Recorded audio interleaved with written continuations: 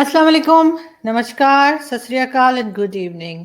कैसे हैं आप सब लोग? आई होप कि आप लोग मास्क लगा रहे होंगे, सैनिटाइजर्स यूज कर रहे होंगे और सोशल डिस्टेंसिंग भी मेंटेन कर रहे होंगे। जैसे कि आजकल हम देख ही रहे हैं कि ना सिर्फ इंडिया में बल्कि पाकिस्तान में भी जो कोरोना वायरस के केसेस हैं वो बढ़ते चले जा रहे हैं और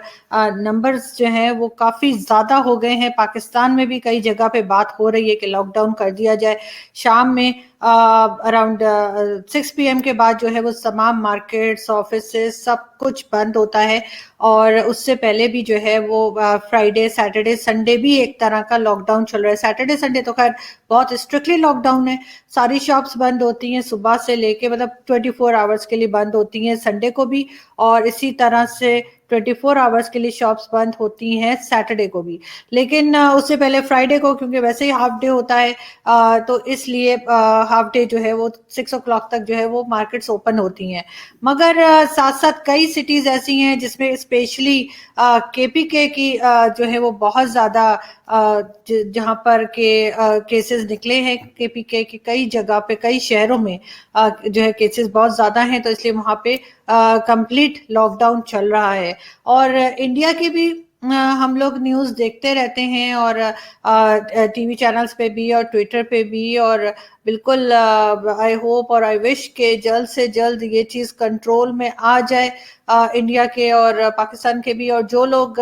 इसमें इस वक्त कोरोना वायरस जिनको हो चुका है ऑलरेडी, जो इसके पेशेंट्स हैं, वो जल्द से जल्द ठीक हो जाएं और हम दोबारा से देखें कि एक नॉर्मल लाइफ की तरफ सब लोग चले जाएं जैसे कि पहले थे। लेकिन उसके लिए आप लोगों को बहुत एहतियात करनी पड़ेगी। ये आपको बहुत ज़्यादा, जो भी आपकी गवर्नमेंट्स कहती हैं उसको फॉलो करना होगा, तभी ये सब कुछ पॉसिबल होगा। हर तरह के फेस्टिवल्स, चाहे वो रमज़ान के फेस्टिवल्स हों, ईद फेस्टिवल हो, या कोई भी और जो भी दूसरे रिलीजन के फेस्टिवल्स चल रहे हैं, चाहे वो इंडिया हो या पाकिस्तान, वो सब आपको अवॉइड करने होंगे और घरों में रहना होगा। तभी हम इस प्रॉब्लम को फेस कर पाएंगे और इस प्रॉब्लम से निकल पाएंगे। हम आगे बढ़ेंगे, लेकिन सबसे पहले आपसे हाथ जोड़ के रिक्वेस्ट है कि प्लीज़ हमारे चैनल को सब्सक्राइब करना ना भूलिएगा। बहुत शुक्रिया जिन लोगों ने सब्सक्राइब किया है, उनके बहुत बहुत शुक्रिया। मैं पूरी कोशिश करती हूँ कि एटलीस्ट एक वीडियो ज़रूर डेली बना लूँ। उससे थोड़ा सा मेरा भी डिप्रेशन थोड़ा कम होता है, जो मैं जिस तरह की न्यूज़ देखती हूँ टीवी के ऊपर और सोशल मीडिया पे, वो देखकर मेरे जैसा इंसान, मैं बड़ी ही सेंसिटिव सी हूँ, मैं रोना भी शुरू कर देती हूँ अक्सर। तो मैंने आज भी ट्विटर पे लिखा है कि मैं ऑब्वियसली मैं ऑलमोस्ट डेली ही जब न्यूज़ देखती हूँ, तो उसके बाद जो है वो मुझे उन लोगों की हालत देखकर और बहुत मैं रोती हूँ, और ऐसे थोड़ा सा दिल मेरा कमज़ोर है। तो बिल्कुल मुझे जो है वो लोगों की इस तरह से परेशानी नहीं देखी जाती। जब हम छोटे थे और हम स्कूल में मैं पढ़ती थी, तो हमारी बुक थी, एक उर्दू की बुक थी, और उसमें एक चैप्टर था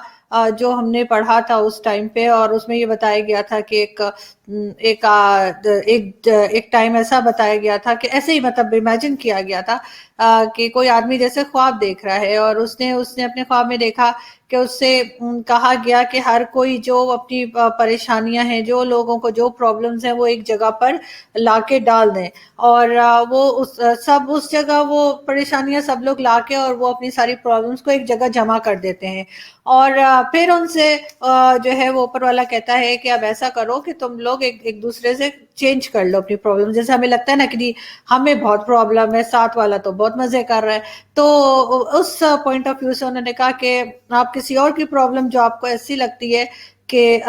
ये तो कोई मसला ही नहीं है, तो आप वो ले लें और अपनी प्रॉब्लम अगर वो लेता है उसको दे दें। तो वो एक पहाड़ सा बन गया था उन प्रॉब्लम्स का, और फिर उसके बाद सबने एक दूसरे की प्रॉब्लम्स को एक्सचेंज कर लिया। लेकिन हुआ ये कि बाद में उनको पता लगा कि नहीं, इससे तो पिछली प्रॉब्लम अच्छी थी, क्योंकि वो जो नई प्रॉब्लम उन्होंने किसी और की ली, उसमें वो पहले से भी ज्यादा परेशान हो गए। तो यही हाल कुछ इंडिया और पाकिस्तान का है कि अब जब मैं देखती हूँ हर तरफ कोरोना वायरस और उसकी जिस तरह की वो डैमेजेस हो रहे हैं दोनों कंट्रीज में, क्या पूरी दुनिया में हो रहे हैं, लेकिन स्पेशली हम क्योंकि इंडिया और पाकिस्तान की ही बात करते हैं, तो हम इसलिए इन्हीं दो कंट्रीज की बात करेंगे। तो अब उसमें हमें ऐसा लगता है कि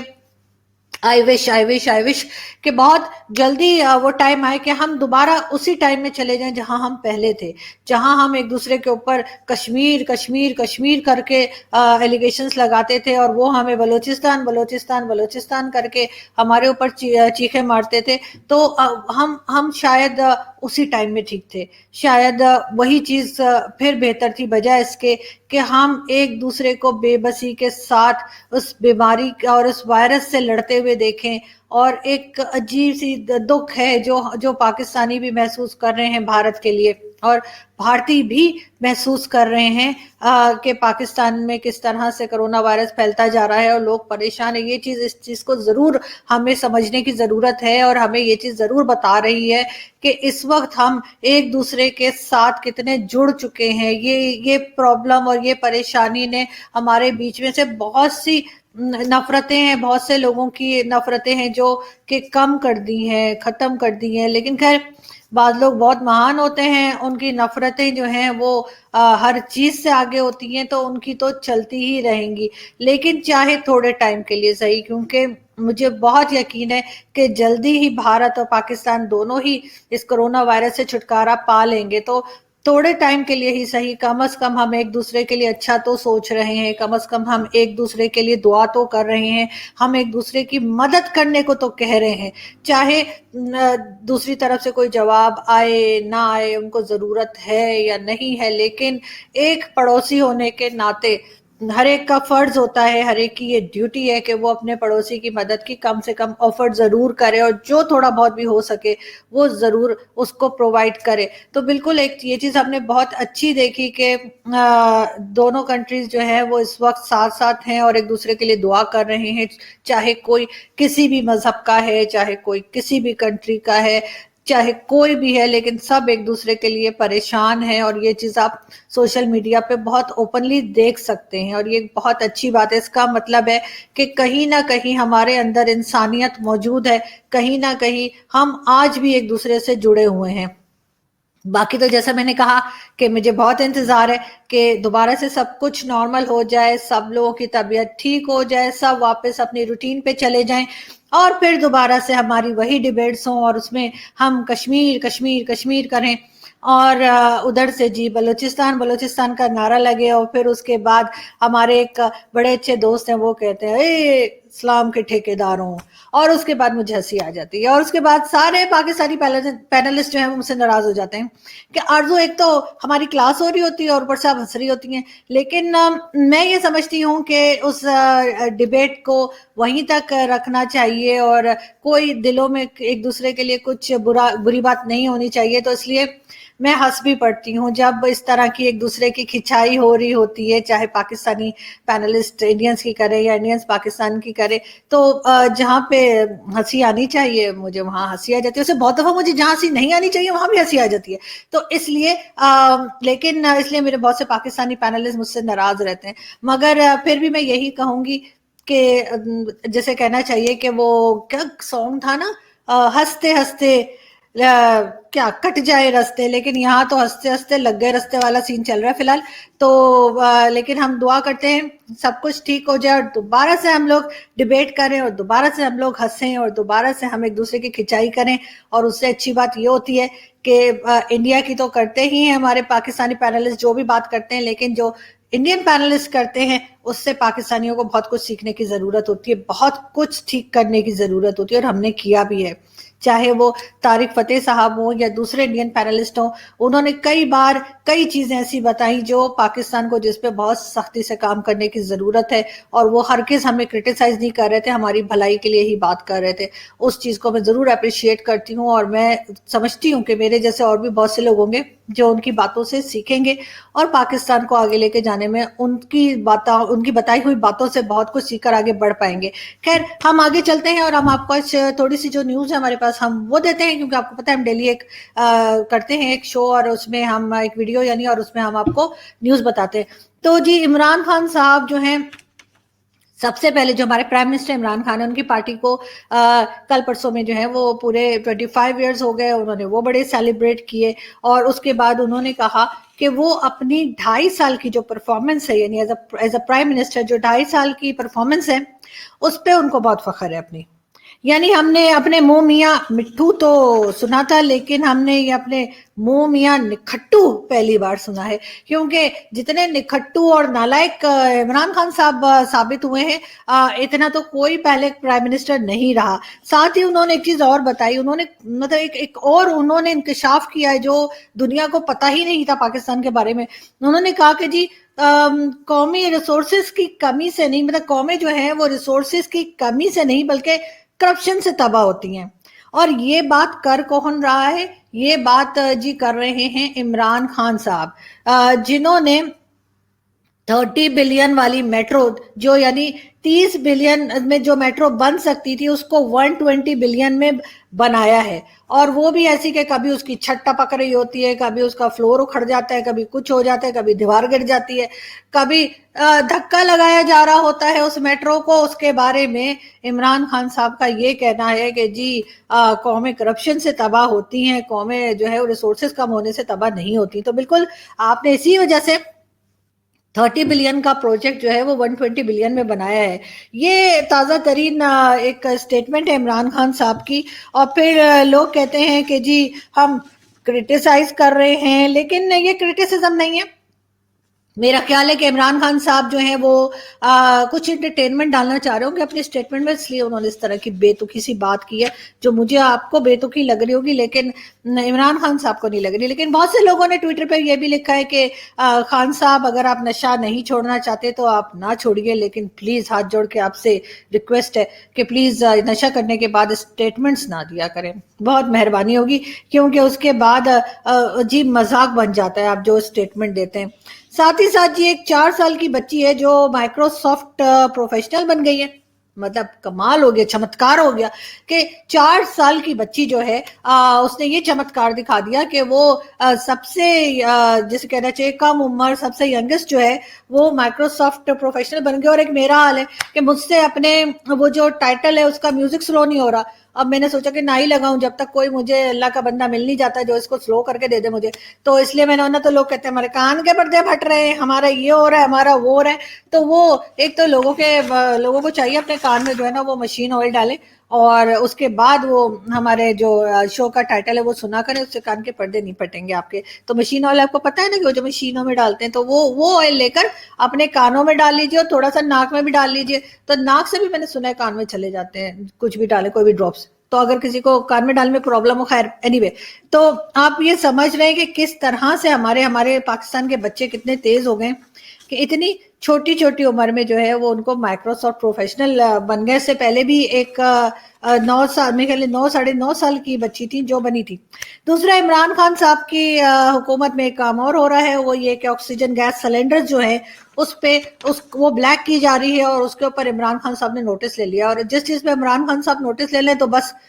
پھر تو سمجھیں کہ بس کام ہو جاتا ہے۔ یعنی کہ اس پہ گورنمنٹ نے جب بھی اناؤنس کیا ہے کہ جی عمران خان صاحب نے کسی چیز کا نوٹس لے لیا ہے، تو وہ جیسے کہتے ہیں نا پنجابی میں نوٹس لے لیا ہے، تو بس جیسے وہ نوٹس ہوتا ہے نا اس کے ساتھ ہی جو ہے نا ساری پبلک میں خوف و ہراس پھیل جاتا ہے، سب کہتے ہیں او اب کیا ہوگا۔ تو بالکل اسی طریقے سے عمران خان صاحب نے جو ہے وہ آکسیجن گیس سلنڈرز کے اوپر جو ہے وہ نوٹس لے لیا ہے، اور سب لوگ جو ہے وہ بڑے پریشان ہو رہے ہیں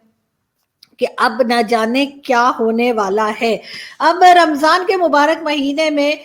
کافروں کو ختم کر دینے کے درس کے ساتھ ساتھ اب سب مسلمانوں نے مل کر یہ فیصلہ کیا ہے کہ وہ جو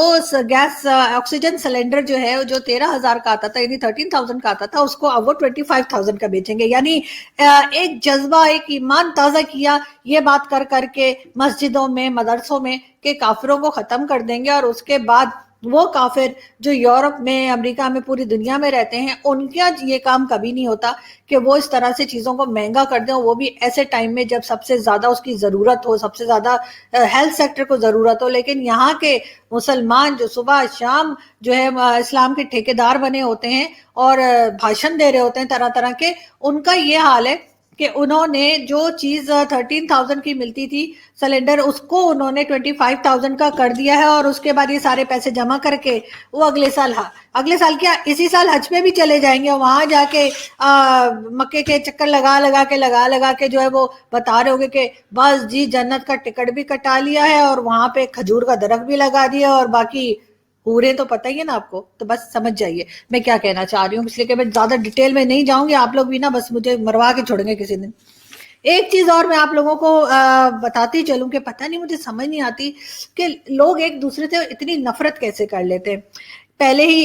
لائف کا کچھ پتہ نہیں ہوتا ہے کب نہیں ہے, اور آج کل تو ویسے ہی کرونا وائرس اتنا زیادہ پھیلا ہوا ہے تو ہر کسی کی جان کو خطرہ ہی ہوتا ہے. لیکن ہمیں چاہیے کہ ہم زیادہ سے زیادہ پازیٹیو قسم کی وائبس بھیجیں ایک دوسرے کی طرف اور اچھی باتیں کریں, جیسے میں نے ابھی کی, میں نے کتنی زبردست باتیں کی نا ابھی.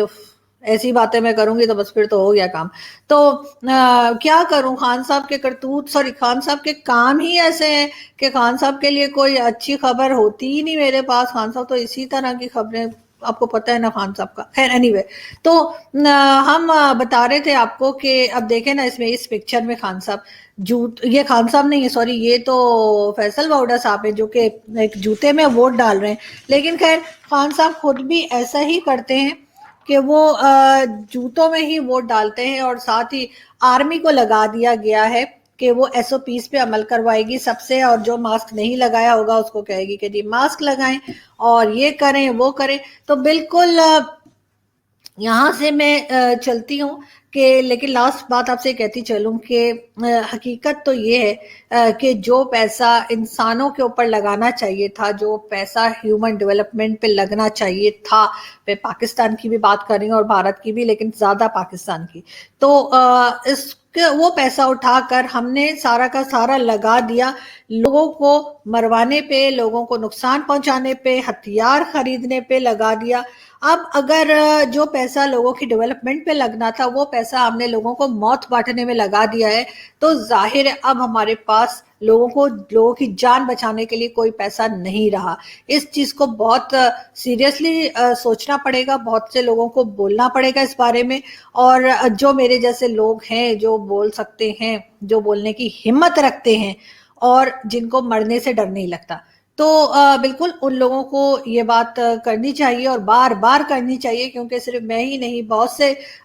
میڈیا کے لوگ ہیں, بہت سے ہمارے اسکالرز ہیں, بہت سے یوٹیوبرز ہیں جو اس طرح کی سوچ رکھتے ہیں کہ ہمیں جو ہے ہیومن ڈیولپمنٹ کے اوپر پیسہ لگانا چاہیے اور مزید ہتھیار نہیں خریدنے چاہیے, اور نہ ہی مزید میزائلز کے تجربے کرنے چاہیے, کیونکہ بہت ایکسپیریمنٹس ہو گئے, بہت کر لیے, بہت ہتھیار لے لیے, لیکن اس سے ملا کیا, کچھ بھی نہیں. نہ تو آپ کارگل کی وار جیت سکے, نہ آپ کشمیر لے پائے, اور نہ ہی کچھ اور کر پائے. تو اب یہ کہ انسان کے بچے بنیے اور اب جو پیسہ ہے اس کو ہیومن ڈیولپمنٹ کے اوپر لگائیے, اور سائڈ پہ بیٹھ کے, اور کسی کے لیے برا مت سوچیے, اس لیے کہ کسی کے لیے برا سوچنے سے خود کے ساتھ برا ہو جاتا ہے, ایسا میں نے سنا ہے. اور جن لوگوں کو یہ لگ رہا ہے, لاسٹ میں بتاتی چلوں کہ پیچھے جو فریمز لگے ہوئے ہیں یہ آپ کو لگ رہا ہے کہ ٹیڑھے ہیں, تو آپ لوگ خود ٹیڑھے ہیں. اس کی وجہ یہ ہے کہ یہ واقعی میں ٹیڑھے, کیونکہ یہ کھیلیں میں نے لگائی تھی اور میرے پاس ٹائم نہیں ہے, مجھے ٹائم ہی نہیں مل رہا کہ میں ان کو دوبارہ سے نکال کے پھر سے لگاؤں. مجھے تو اس وقت سیدھی ہی لگ رہی تھی, پتہ نہیں ایسی کیوں لگ گئے, ایسے کر کے دیکھو تو سیدھے. اچھا اینی وے, کر دوں گی, عید کے بعد ٹھیک کر دوں گی, پرومس. اچھا اب میں چلتی ہوں اور آپ سے ملاقات ہوگی دوبارہ کل نئی نیوز کے ساتھ, ایک نئی ویڈیو کے ساتھ. اپنا بہت خیال رکھیے گا, ہمارے چینل کو پلیز سبسکرائب کرنا نہ بھولیے گا, ماسک لگائیے گا, اپنا بہت سارا خیال رکھیے گا. اینڈ آئی وش کہ ہم دوبارہ سے ہنستا مسکراتا اور ہمارے اوپر جو ہے وہ شور مچاتا ہوا انڈیا دیکھیں.